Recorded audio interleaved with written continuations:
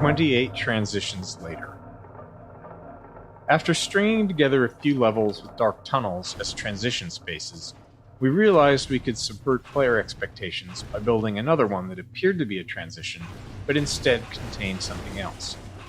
Like everyone else, we saw 28 Days Later in 2002, loved it, and immediately wanted to create an escalating zombie encounter in one of our dark tunnels. It came together quickly, and we were pleased with the result.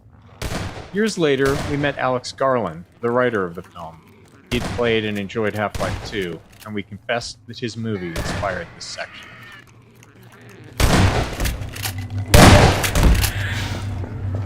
Ramming zombies with the buggy. As human beings, we have expectations for our physical world, as mentioned a few times in this commentary. One of those expectations is, if you hit a zombie with your car, it should get absolutely booted into the air. But getting this effect in-game isn't as straightforward as it is in the real world. For performance reasons, enemies like the zombie use a simplified collision box during gameplay. This is a box that fits snugly around the zombie with no part of the model sticking out. But when the zombie dies, it's converted into a ragdoll with more accurate, per-limb collision boxes. So this is more expensive to simulate. This change in collision representation adds further complexity when you ram a zombie with the buggy, beyond just the frame hitch. When the buggy first collides with the zombie, it touches the zombie's simplified collision box. The game then kills the zombie, converting it into a ragdoll that the physics system begins to simulate. Now, with more accurate per-limb collision, the closest part of the zombie may be several inches away from the buggy. As a result, the next time the physics system simulates, the zombie starts falling from gravity because the buggy is no longer pushing it. While it's only a short moment before the buggy reaches the zombie again, this small discrepancy made ramming zombies unsatisfying. They often fell out of the player's view. To fix this, we saved the force the zombie's collision box received when hit by the buggy, and applied that same force to the ragdoll after conversion. We also added a slight upward force to the ragdoll, launching it a bit. With these tweaks, zombies reliably folded over the front of the buggy when hit, which better matched player expectations. Flashlight power. The decision to have both Sprint and the flashlight share the HEV's suit power was a controversial one in Half-Life 2. Initially, only Sprint used suit power, which made sense as it was meant to be only a short burst of speed. The flashlight, on the other hand, could be used indefinitely, but playtesting revealed an issue. Players often left dark areas without realizing their flashlight was still on. In brightly lit open areas like Coast, our performance budget couldn't support the flashlight being on continuously, so we needed a way to turn it off without player involvement. Limiting its power seemed like a simple solution, with the benefit of adding some tension to dark areas too. The challenge then became, what resource should it use? We already had suit power and didn't want to clutter the UI with a new resource just for the flashlight. We toyed with the idea of other player abilities using suit power, thinking it might be interesting to have players make trade-offs between them. This is a good example of game design often being about choosing between imperfect solutions. We didn't love the idea of Sprint and flashlight sharing a resource, but we also didn't want multiple resources cluttering the UI. In Episode 2, with no plans to add anything else that consumed suit power, we ultimately decided to give the flashlight its own separate resource.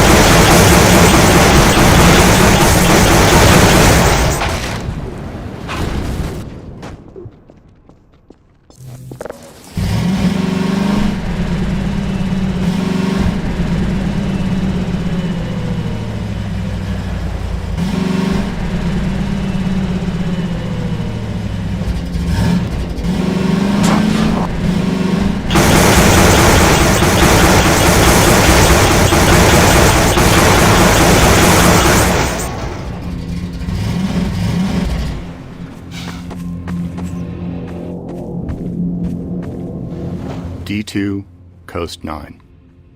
Late in Coast development, we reached a point where our game code was far enough ahead of our level design that our gameplay programmers were looking for more code to write and new tasks that could help Half-Life 2 ship.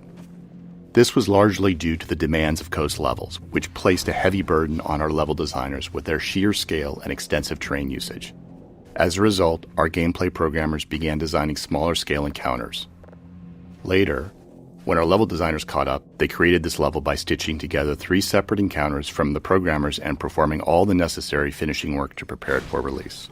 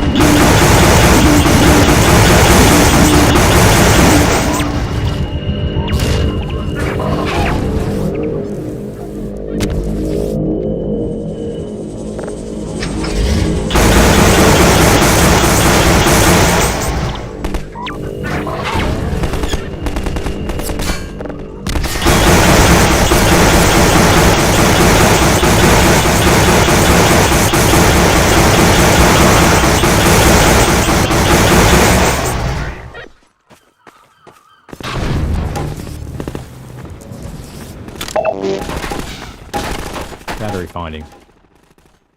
With the increased density of objects in Half-Life 2's gameplay spaces, we thought it would be interesting to have players search for a specific item, especially if there was some logic to where it might be found.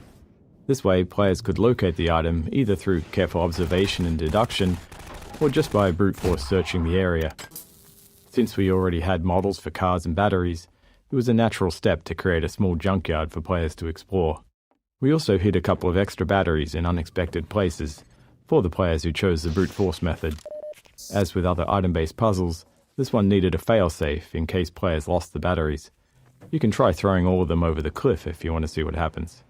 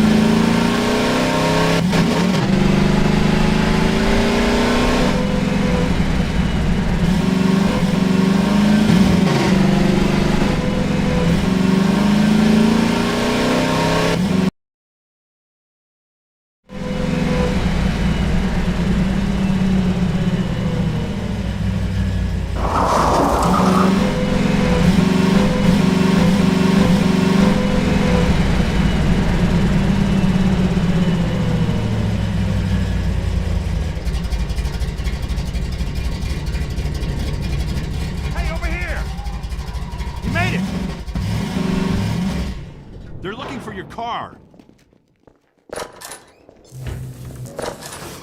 Buggy removal.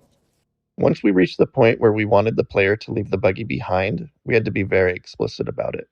Throughout Coast, players had been leaving the buggy and then returning to it, so we found that playtesters would try to bring it along if it looked even remotely possible. This small garage scene primarily exists to signal clearly that the player is done with driving and will be proceeding on foot.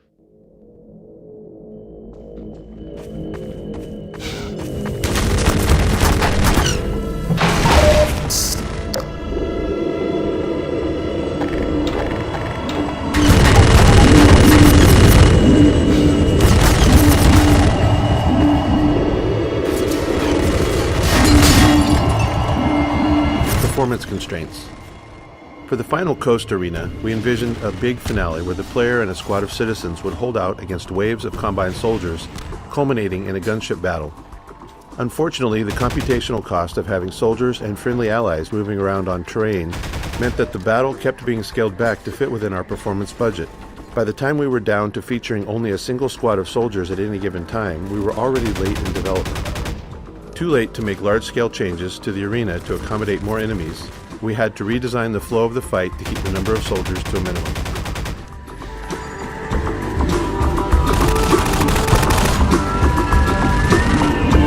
Dropship deployment. Deploying soldiers from the dropships was tricky, as it required NPCs to spawn inside another solid object. To get them into the open where they could start navigating normally, they immediately play an animation that has them leaping out of the container the moment they spawn. Once that was working, we encountered another issue. Savvy players would simply just wait outside the container and shoot the soldiers during their exit animation. To counter this, we added a turret to the container to defend the soldiers as they exit. It doesn't fully prevent a player from taking advantage, especially if they're using an indirect weapon like a grenade or something. But that felt realistic and like a true-to-life countermeasure someone thinking strategically might take.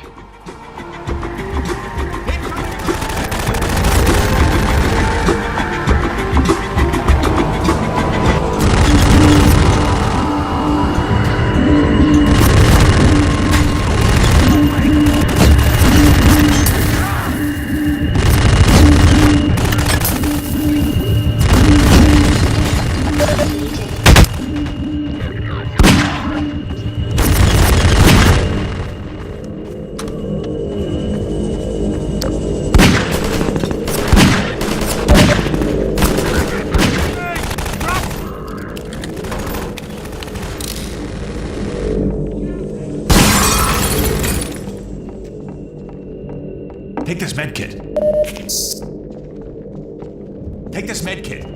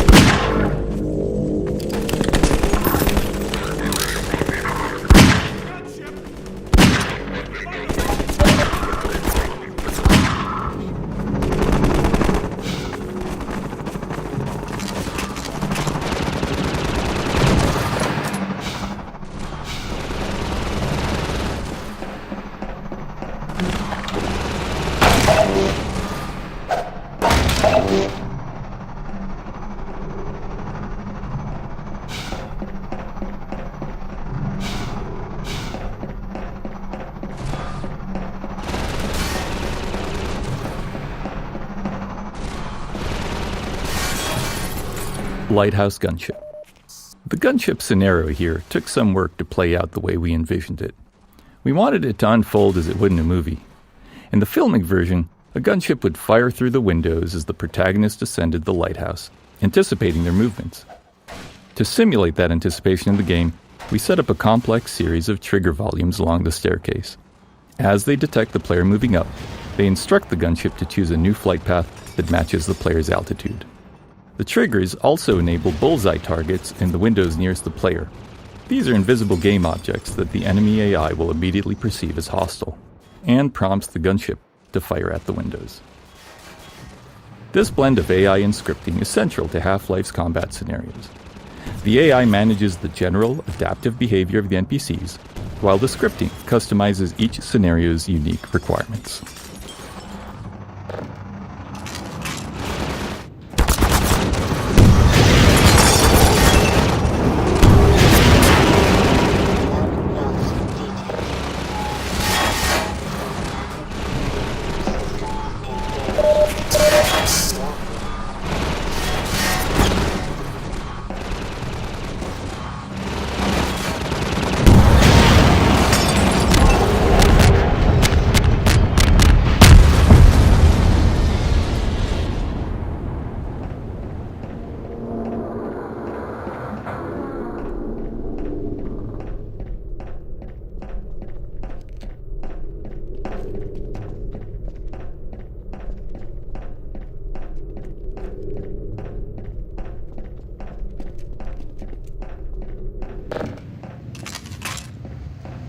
This way, Dr. Freeman. We'll take the cliff path before another gunship finds us.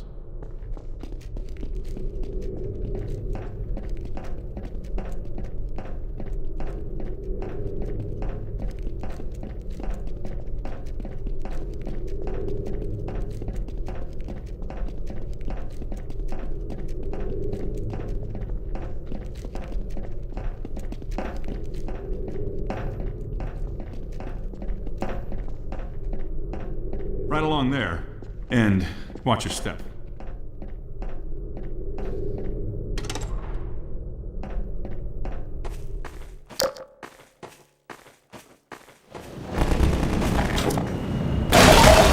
Buggy theft.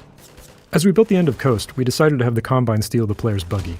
It really doesn't make logical sense, but after watching so many playtests where players developed a strong attachment to their buggy, we wanted to play with that emotional connection. Once we implemented the theft, we had playtesters yelling at the Combine for stealing their ride, something we took as a sign of success. The soldier firing down from the cliff top is simply there to draw the player's eye up, triggering the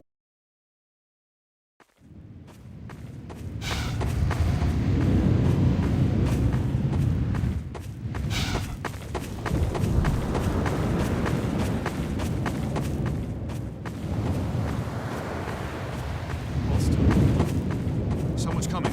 You there! Stop where you are! Stay on the rocks! Don't step on the finest mind of his generation. Here is another small interstitial scene that ended up working well. The only requirement for this moment was to teach the player to stay off the sand. With prior scenes, we were still focused on simply making them functional. But by the time we got to this one, we were becoming more comfortable and started enjoying the process of putting extra thought into these moments. In doing so, we pushed the characters beyond being mere signposts, creating something more interesting and entertaining. After release, Laszlo went on to develop a larger-than-life following, reminding us how hard it is to predict what players will hold on to. than we had. Remember to stay off the sand. The antlions are edgy right now.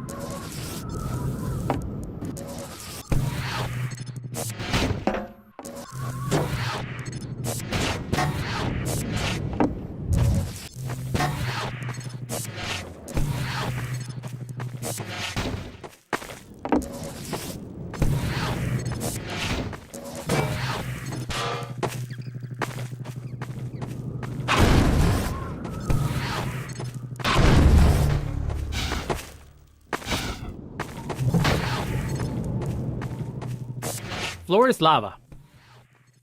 Building gameplay around broadly understood concepts like the floor is lava made training it easy. We liked how our physics system allowed for a high degree of creative freedom in how players chose to tackle it. Some build walkways out of many objects, while others focus on using just their two favorite sheets of metal. Some carefully follow the path up in the rocks, concerned about falling, while others move directly towards the exit, perch on objects just above the sand. Playstyles varied. Some players consider it a failure if they summon Antlions, reloading immediately, while others enjoy scrambling back up on the rocks to recover. We also like that it functioned as a navigation puzzle, but could be turned into an arena if players preferred. Some just jump onto the sand and fought their way to the end.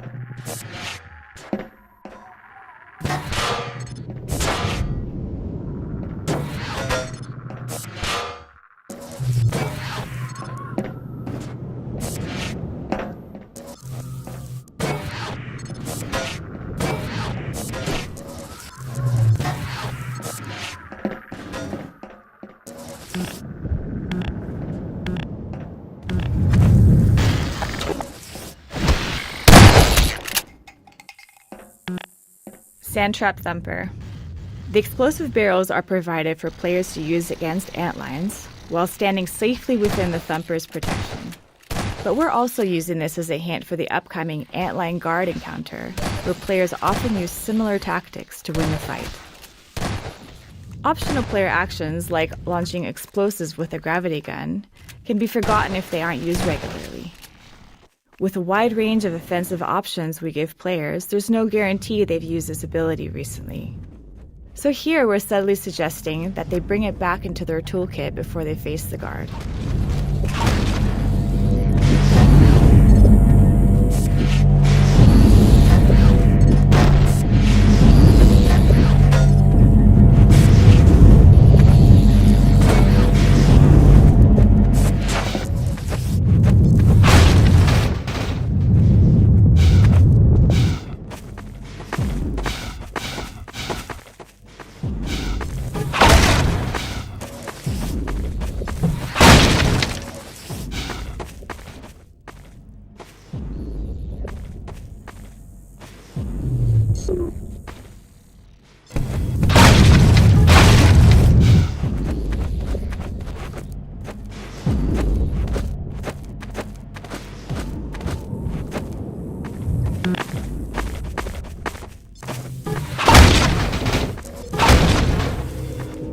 Vortigaunt extraction. This arena presented some tricky design problems for a couple reasons. First, the guard is a melee-only enemy, so we couldn't allow the player to reach areas where the guard couldn't follow.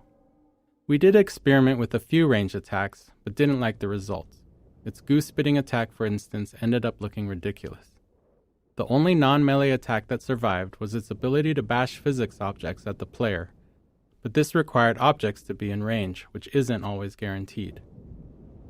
The second challenge was ensuring that no matter where the guard dies, the Vortigaunt can reach its corpse. This was essential as the game can't proceed if the Vortigaunt is unable to extract the bug bait.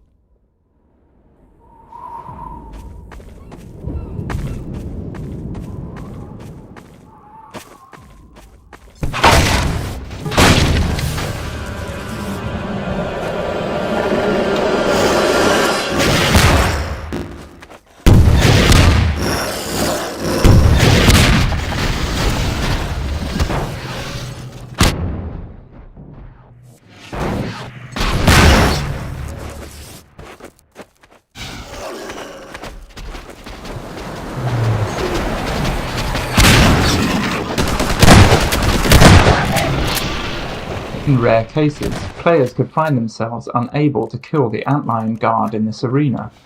This would happen if they ran out of ammo, or had misused all of the available physics objects, leaving nothing to launch with the gravity gun. To address this, we added a citizen on the mounted turret above the gate as a failsafe, allowing a stuck player to rely on a citizen to kill the guard. Our extraction of the Myrmidon's aromatic theropods. The process is not entirely hygienic, therefore stand aside.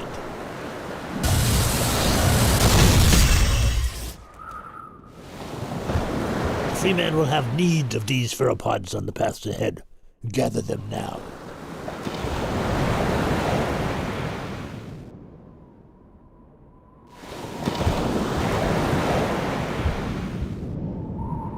The Freeman must retrieve the fallen theropods without delay.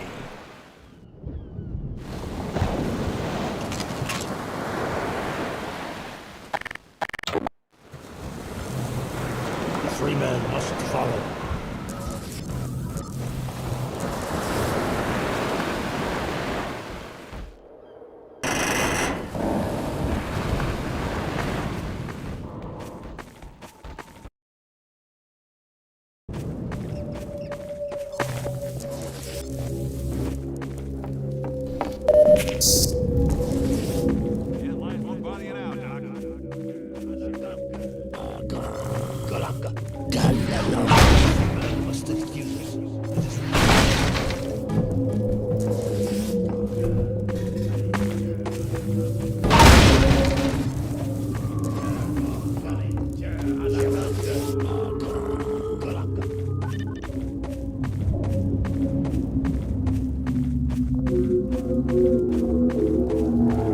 Get going, Dr. Freeman. Nova prospector just ahead. The Freeman honors us by his presence. Follow, Freeman.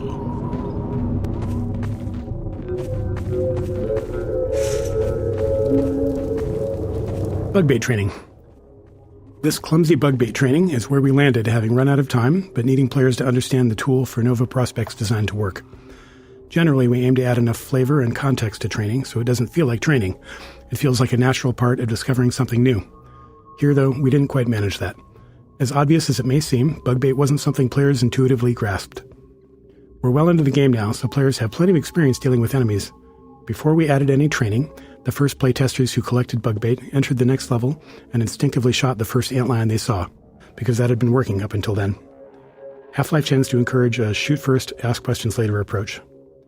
Similarly, when players reached Nova Prospect, they didn't think to throw bug bait at the Combine soldiers and instead relied on their usual weapons.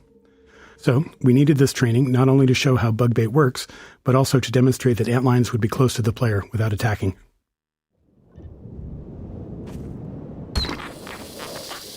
The Freeman will now be instructed in the use of theropods. Attend now and learn to shepherd antlions with the so-called bug bait. The Freeman will now break out his theropod and toss one into yonder pit. The Freeman has done well.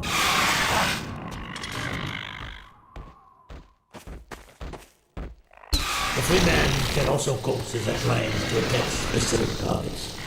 Observe the training mannequin and mark it well with another theropod. The free man again excels in all tasks.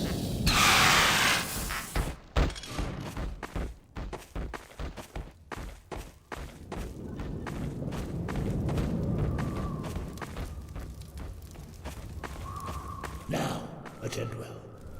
Apply pressure to your theropod to signal the Antlions in your command to follow you. The free man shows his excellence in all things. And now this one must bid the free man farewell. Nova Prospekt lies just beyond. Remember well what you have learned here. The Eli Vance has greatest confidence in you.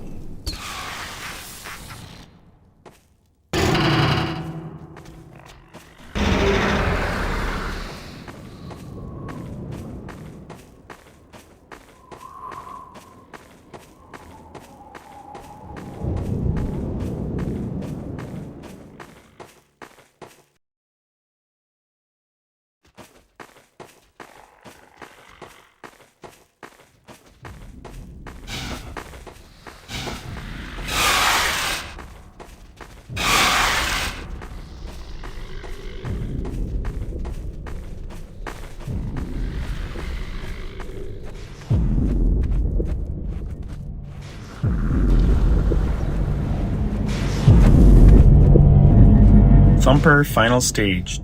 We liked the final stage of Thumpers, where their purpose is inverted. Now, instead of serving as a tool for safety, they act as a blocker for the player's Antlion army. However, we probably should have incorporated more thorough Thumper training before this point. While it was acceptable for players to only partially understand Thumpers in the earlier coast levels, the stakes are higher now because players are also trying out bug bait for the first time. Players who don't realize that this first Thumper prevents their Antlions from moving forward may misunderstand how bug bait works. If they throw bug bait at soldiers in the first bunker and no Antlions arrive, they might conclude that bug bait is unreliable or doesn't work as expected and switch back to using their weapons instead. Assault on Nova Prospekt. With an infinitely responding Antlion army on a coastline assaulting a fortified Combine base, it was hard not to try a Normandy-inspired level. Our initial prototype featured trenches leading up to Nova Prospekt, with lethal machine guns forcing the player and their Antlions to stay within the trenches to survive. It was thrilling to have machine gun fire and leaping Antlions constantly passing above the trenches.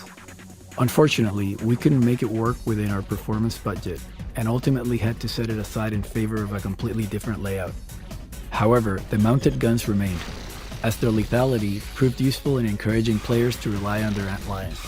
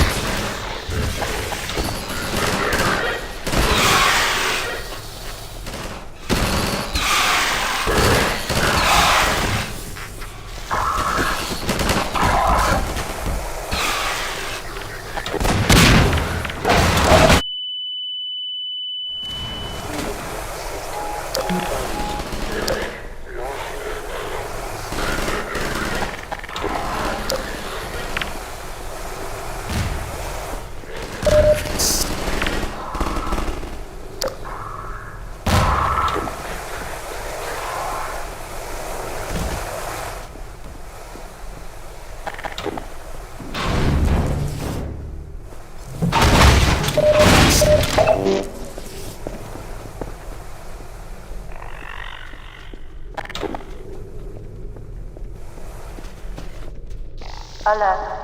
Contact status 0 with Land C intercept team. Possible acquisition 1 reinfection. All Nova Phosphate stabilization delegates move to hard point.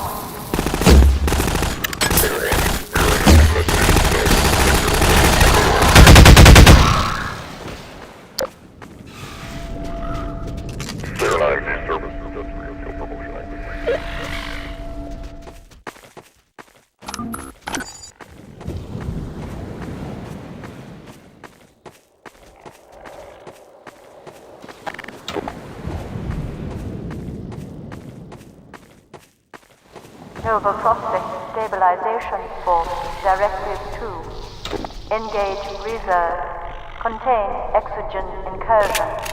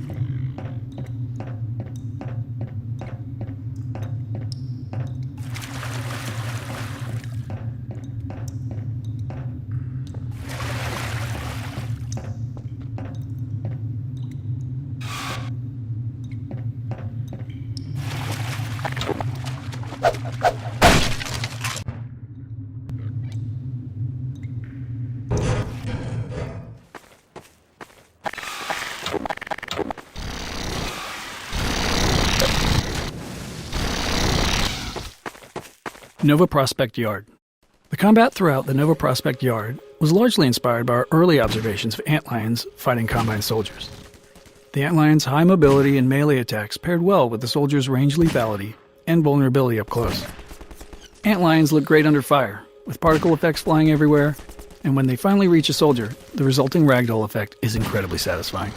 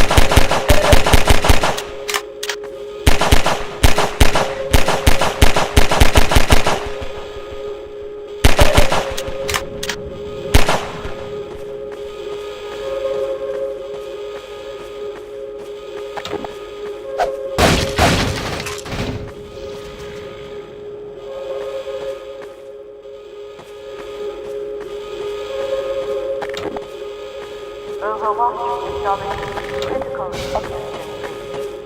Airwatch augmentation for dispatch and inbound. Hold for reinforcement.